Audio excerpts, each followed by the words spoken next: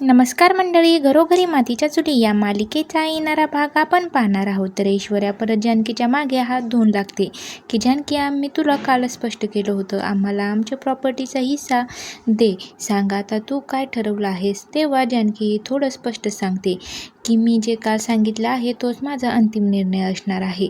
तेव्हा शर्वरी तर आता जानकीला धमकावत म्हणते की चालेल, मग तुझा निर्णय बदलायचा नसेल तर मग आम्ही आता खूप मोठा निर्णय घेणार आहोत. जोपर्यंत तू राजी होणार नाहीस तोपर्यंत ऐश्वर्या आणि मी दोघीही अमरण उपोषण करणार आहोत. तुला काय करायचं मग तू ठरव, हिस्सा द्यायचा का आमचा जीव घ्यायचा.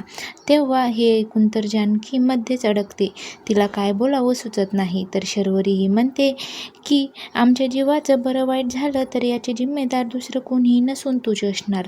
लक्षात ठेव जानकी. हे ऐकून तर आता घरच्या सर्वांनाही मोठा धक्का बसतो. तर समोर येणाऱ्या भागात काय पाहायला मिळणार हे पाहणं खूपच रंजक ठरणार आहे. अशाच मालिकेचे नवनवीन व्हिडिओ पाहण्यासाठी चॅनलला लाईक, शेअर आणि सबस्क्राईब नक्की करा.